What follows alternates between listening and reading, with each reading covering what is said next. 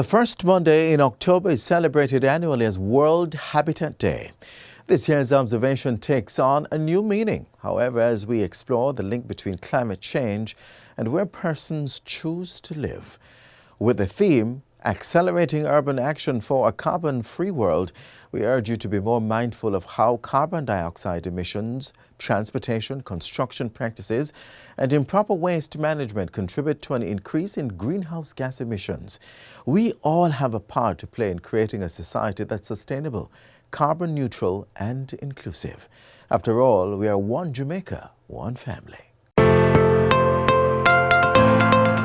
We are in a race against time, to reverse the effects of climate change by one simple action which has positive and enduring effects. That's right, plant a tree, leave a lasting legacy.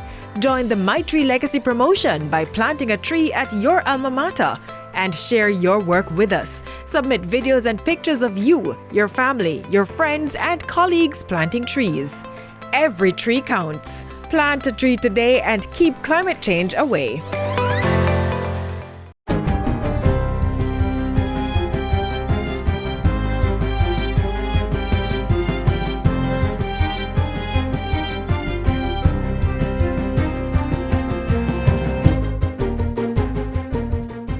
Good day, I'm Stephen McHugh, and this is your JIS News for Monday, October 4.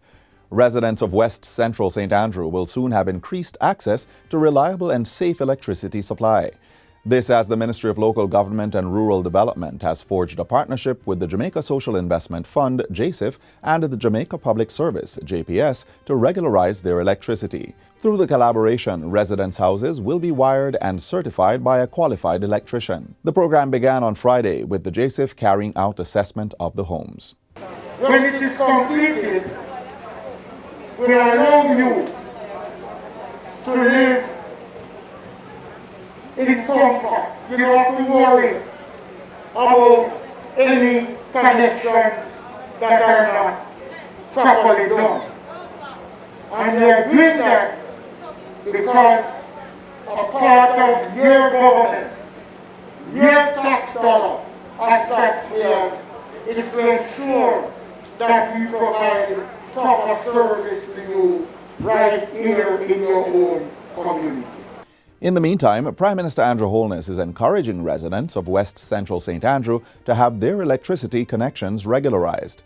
Mr. Holness made the call Friday as he continued his vaccination mobilization tour in the area. Asserting that widespread electricity theft cannot continue, the Prime Minister said the practice is dangerous as it has led to fires and death. We are going to spend upwards of 9 million Jamaican dollars to go through the community and rectify the wiring, just to make sure that all the wiring is good. Because you see the skill of tying the little stone on the hook and just throw it up on the wire, and then you run it into your house, and then you just connect to it. That's very dangerous. Environment Minister Pernell Charles Jr. has called on citizens to plant up Jamaica, adding that free seedlings can be collected at the Forestry Department. Mr. Charles Jr. says the need to plant more trees is a component of the Renew Jamaica initiative, which seeks to push the country towards developed nation status. He was speaking at Friday's National Tree Planting Day ceremony. Climate change and planting trees is as important to know how we develop our housing in climate resilient communities that include resilient housing, respect for our environment, trees purposefully built, spaces to accommodate our trees and to integrate them into everything we do. When it comes on to our commerce, our operation in the private sector, conservation, everything must include the mentality of sustainability. The Forestry Department has also forged new partnerships with members of the Private Sector Organization of Jamaica to meet the National Tree Planting Initiative of 3 million trees in 3 years. The PSOJ has pledged to plant 500,000 seedlings over the 3-year period. National Tree Planting Day was observed under the theme Plant Trees, Restore Ecosystems and Renew Communities. Housing Minister Pernell Charles Jr. says persons displaced during the passage of Hurricanes Ivan and Dean have received a first preference at a subsidized cost to relocate to the Harbour Head Seascape development. Minister Charles says those persons were able to benefit from a significant reduction in cost following the commitment made by the government to support their relocation. The development involves the integration of sustainable practices such as rainwater harvesting, storage tanks for the units, a 100,000-gallon storage tank for the Seascape community, and solar water heaters. An effort has been made here to build and to integrate the efficiency and the conservation techniques as much as possible, keeping it within a particular target market. And that's not an easy task, because when you try to integrate sustainable equipment, it increases cost. And so, for them, they're understanding that it is an investment in the long term. It's an investment not just for this community, not just for this unit, but for the country. Minister Charles says the project is scheduled to be completed by the end of December, and the premium price per unit is $22.9 million, of which the Caribbean Terrace residents will pay $15.3 million. He was speaking while touring the construction site on Friday. The Seascape housing development consists of 72 townhouse units with 2 bedrooms and 2.5 bathrooms, with provisions for air conditioning, backup water provision inside the units, and backup generators. A new outreach center has been opened in Santa Cruz, St. Elizabeth to strengthen the delivery of the Women's Center of Jamaica Foundation's program for adolescent mothers. Gender Minister Olivia Grange says the facility should become operational by mid-October. We're looking at the facility and we're now determining how we're going to provide furniture and furnishing for the facility so we can start operating at this new location by mid-October. We have an outreach center in Junction, but this facility is more central, and that is why it was so important for us to build this out and to make it available to the parish. She says there are approximately 46 girls registered at the center, and approximately $36 million was spent for its construction. It houses 2 classrooms, a nursery, kitchen, dining facility, and an administrative block. We are making an appeal to the public and to service organizations and so on to donate. We will accept furniture, toys for the children, and of course in this room, as it is now, we need to install fans in all the rooms. As you notice, it's kind of hot in here. We need desks and chairs, and whatever you can contribute to this center, we will very much appreciate. Minister Grange was speaking at the opening ceremony. The Women's Center of Jamaica Foundation's program for adolescent mothers, PAM, is executed island-wide through the Foundation's main centers and outreach stations. It enables adolescent mothers to continue their education during pregnancy and prepares them to be reintegrated into the formal school system after they have given birth. And finally, the Women's Center of Jamaica Foundation has renovated the day nursery at its Mandeville Outreach Center. While touring the new facility, Gender Minister Olivia Grange shared that the nursery will house the babies of the adolescent mothers who are enrolled at the Mandeville Outreach Center while they're attending classes. The center can accommodate 16 babies in keeping with the COVID-19 restrictions. This nursery is new. It's a new building, $14 million. Invested by government into this facility. Well, actually, it was done in collaboration with the Rockefeller organization. And what this underscores is that NGOs, non-government entities, can assist us in this program to ensure that it's expanded and that it serves the needs of these young mothers. Minister Grange added that 36 mothers are currently registered at the center to undertake classes. And that's it for JIS News Today. I'm Stephen McHugh. Thanks for watching.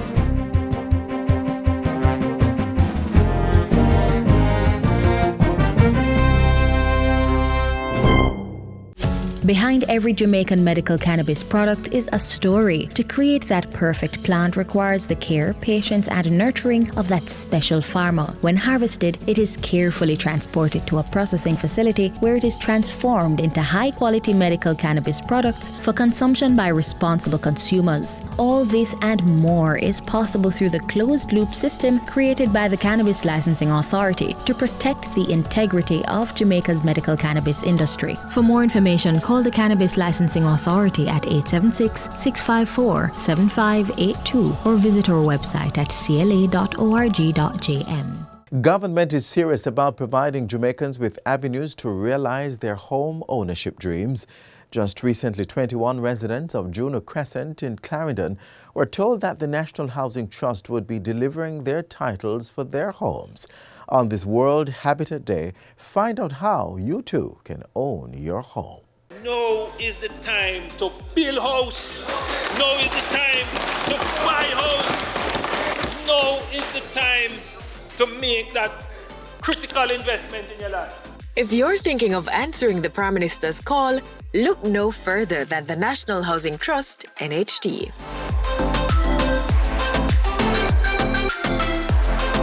The NHT is following the mandate that they have been given, which is build house, build house, build house, and don't stop build house. That's right.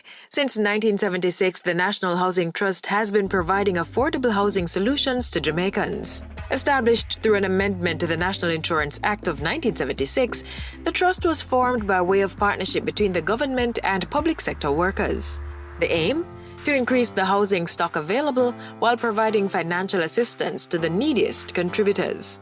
Persons are able to build, buy, or repair their homes through the NHT by making contributions. That is, funds are deducted from one's pay in this revolving loan scheme. Since 1976, we are proud to say that we've housed well over 200,000 Jamaicans and provided well over 100 housing schemes across Jamaica. Persons may realize their homeownership dreams with the NHT by two main avenues. First, the trust develops housing units or serviced lots. Currently, there are over 40 such projects underway across the island. The NHT also provides mortgage financing for Jamaicans seeking to build or buy houses, purchase land, or make repairs on existing homes. While we're not a regulator, we have different partnerships between developers, between contractors, between financiers in the market as well to see how best we can improve the overall aesthetics and the overall housing product, whether it be public or even private as well. As a result, contributors can combine funds received from the NHT with that of private financiers. And the trust has also entered into agreements with developers to give even greater access to home ownership. In addition to partnering on the construction of houses, NHT makes lands available for developers to build houses. One of our newer programs that we are particularly proud of is our Guaranteed Purchase Program, GPP for short, where we actually liaise with developers who have projects themselves that they have built and have brought out of the ground or they are about to do construction on. And what the NHT does in those instances is the NHT buys the units from the developers and make them available to our contributors. And we think it's a good one because it's a win-win-win situation because the developers win, they are good at building. And so they're able to do it at a faster pace, but they are not good at selling. They're not marketers. And the NHT, as you know, has a ready market, so the NHT can take those from the developers. The mortgagors win because they get these units at NHT's preferential interest rates as opposed to buying them on the open market. And the NHT wins because we get the actual units that we know our contributors want. If you're thinking of realizing your homeownership dream with the NHT, think on these things. Once you're a contributor, the NHT will assist you. So we always say start with the NHT, but really and truly it involves research. And we find that persons sometimes jump into the housing business and then they get frustrated after a couple weeks or a couple months because they're not quite prepared as to what to expect. So we say come in, sit down, have a conversation with us, see what the loan products are, see what the interest rates are, see what your general mortgage options are. You may want to buy, But in that discussion, you realize that you have some piece of land that has been passing through your family and there's a title for it. You probably want to build instead because that could turn out much cheaper than actually having to buy. So start with that conversation with the NHD, and our officers, they are always well equipped to guide you through the process. As you go through the process, there are different requirements, whether you're building or you're buying, that you will have to satisfy. But generally, we want to know that you're able to afford a mortgage. So we will look at your affordability, which is a big part of it. So look at how much you earn, look at what interest rate that goes along with that income, with as low as 0%. So you want to ensure that you tap into what benefits you can get from the NHT. And then we have partnerships with other mortgage institutions. So if you want beyond the NHT's limit of 6.5 million, we have a one-stop shop where you can just partner with any of the other institutions, and we facilitate that process for you as well. So do the research, see where you are, see what the options are, and just come in, have a conversation with the NHT, have a conversation with your realtor, have a conversation with your mortgage provider, and just stick to the process. It generally takes about 90 days. So manage those expectations and ensure that you hire competent professionals to guide you through each step of the process, whether you're building, whether you're buying a house or you're buying land. Ensure you hire, can't stress that enough, qualified, competent individuals to guide you. If you're in the market for a place to call home, here are some of the NHT projects that will be ready soon. Industry Cove in Hanover, Perth Estate in Manchester, Money Musk in Clarendon, Silverson Estate Phase 2 in St. Catherine, and Ruthven Towers in Kingston and St. Andrew. For further information on NHT products, be sure to visit nht.gov.jm or your local parish office. Contact customer care, We Care at nht.gov.jm or call 876-929-6500 Your housing dream might just be a call away.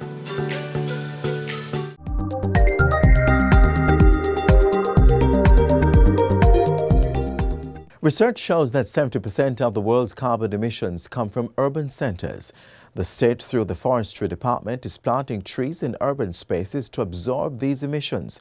If you live in an urban area and wish to be a part of this drive, watch this next feature for a plant that will not only dazzle with its beauty, but also increases the fresh air in your space. During a stroll down any Jamaican road in the summer, prepare to be stunned by the natural beauty of one of the planet's most beautiful trees. Its flaming red, orange or yellow flower sets it apart from the other flora around. When the wind caresses its umbrella-shaped crown, its pods make an enthralling sound. Oh yes, you've encountered the prismatic poinciana.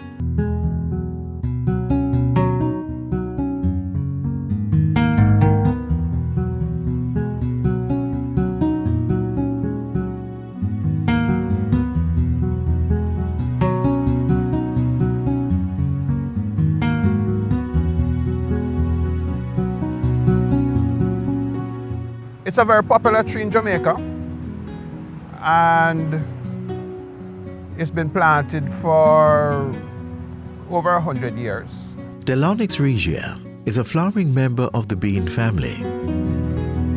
It's known here in Jamaica as the Royal Poinciana. Other parts of the Caribbean call it flamboyant, flame of the forest, or flame tree. A native of Madagascar, a country off the coast of the African continent, this striking plant is a feature of many Caribbean landscapes. It is also common in the tropical parts of Asia, the Pacific and Australia, as well as North, Central and South America. The Royal Poinciana is the official tree of Key West, Florida. It has also been the long-standing national flower of St. Kitts and Nevis. Not surprising then that it would take its name from the man who is believed to have introduced the plant to the region, St. Kitts and Nevis's first French governor, Philippe de Poincy. It came to us via St. Kitts and was introduced at around the same time that Castleton was formed as a botanical garden. So it got here at the same time with some other legumes, meaning trees that are in the bean family. So it's in the same section of the bean family as, say, thinking toe, which a lot of people know, and logwood. This evergreen plant grows tall and fast, reaching heights of up to 12 meters in 6 years under favorable conditions. The Royal Poinciana's trunk can be wide but not overly large, as it produces a light, flimsy wood. Its bark is usually smooth and straight, but may extend into several stalks and grows low with regular pruning. The tree's big green buds burst open to reveal large, showy pentamerous petals, complete with its fruit protruding through its center. This legume starts out soft, small and green, then ripens into a long, hard wooden brown pod. The seeds are large, which means that they have enough food stored to just exist in a room at ambient temperature. The plant grows easily from seeds or cuttings. As a member of the legume family, the leaves of the Royal Poinciana are compound in nature, comprising of several little leaflets. These fern-like leaves form a dense, unmistakable umbrella-like canopy, a well-needed respite from the hot summer sun. Because the flowers are so showy and conspicuous, lots of people like to plant it. Over the years, we have had it in many parks, and it has generally reproduced itself in any possible space that it finds suitable.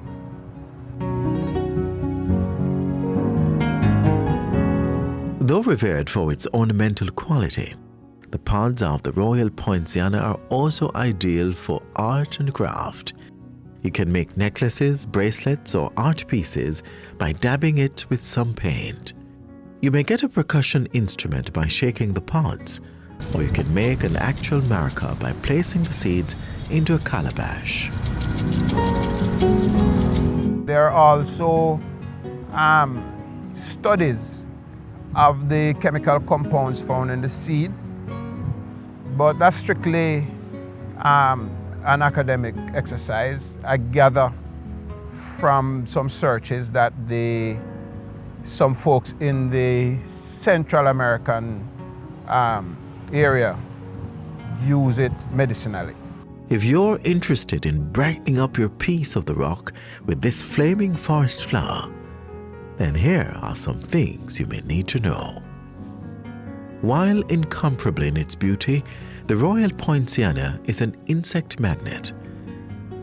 It's prone to termite infestation and has its own caterpillar that turns into a moth along its bark. And this tree sheds, so depending on how you view the world, it could be a messy pile of flowers or your own summer snow. Due to its dense shade, the Royal Poinciana may prevent the growth of other trees. Its extensive root system may also pose a threat to your sidewalks.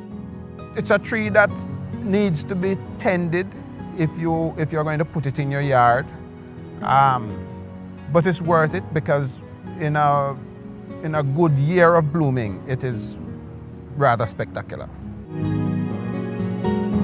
If you're still mesmerized by this statement piece, you may purchase a plant with a color of your choosing from the forestry department.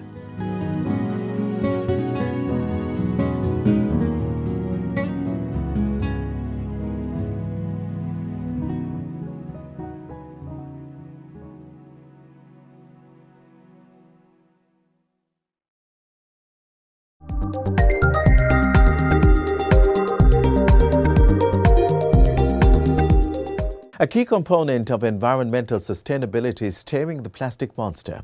Be inspired by this next feature to take part in protecting Jamaica, land we love.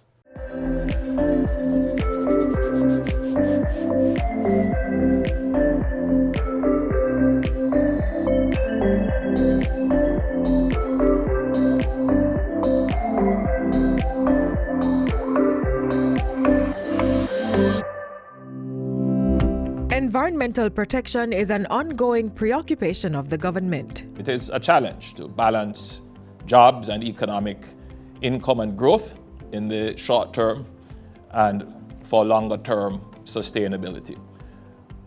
We in Jamaica have had to make tough decisions, but the decisions that we have made ultimately are in the interest of our environment. That commitment can be seen through the various legislation and policies that have been enacted and implemented. It's all in a bid to maintain Jamaica's healthy natural environment. A major plank of government's environmental stewardship is its introduction of a ban on plastics. Since January 1, 2019, Jamaica has introduced a prohibition on the import, distribution, manufacture, and use of commercial quantities of single-use plastics on a phased basis. There's evidence of buy-in from all sectors of society, which has been bearing fruit. The latest partner in the plastic management drive is global Anunnaki Tech Enterprise Limited, GATE.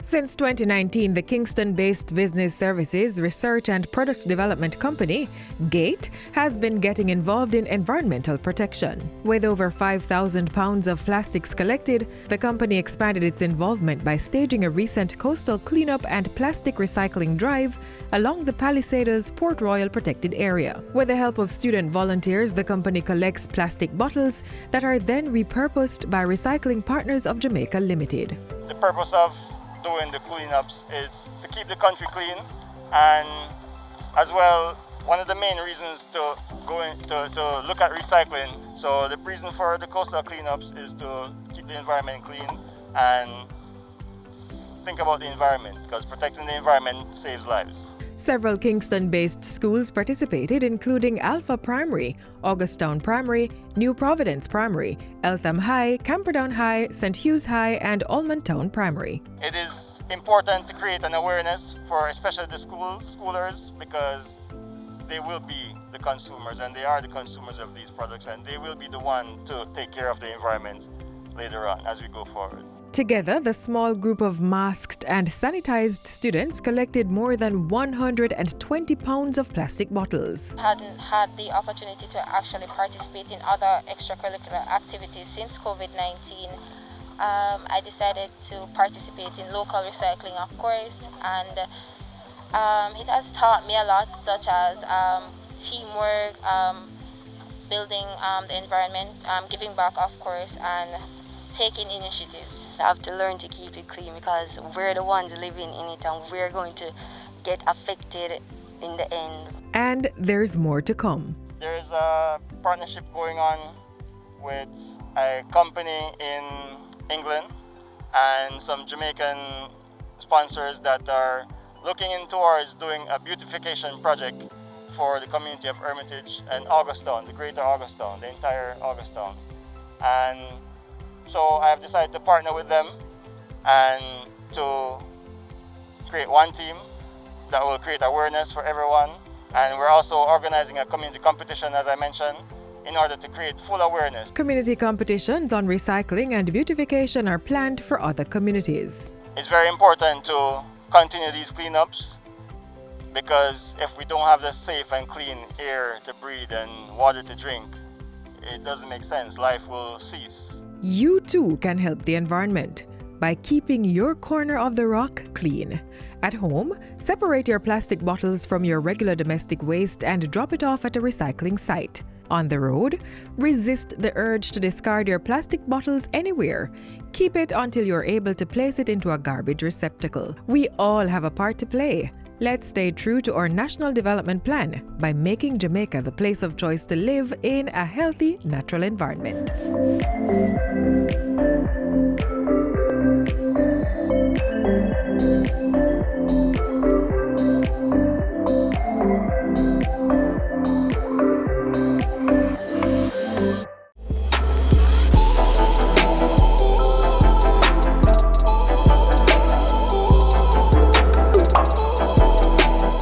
That's all the time we have left here on this station. Be sure to join us again tomorrow when we'll bring you another informative program.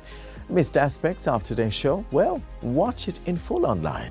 There's our website and our YouTube channel. Catch up on the latest government information such as curfew hours, gathering limits, and other COVID-19 containment measures on our social media pages. On behalf of the entire team here at the GIS, I'm Adrian Atkinson, thanking you so much for watching.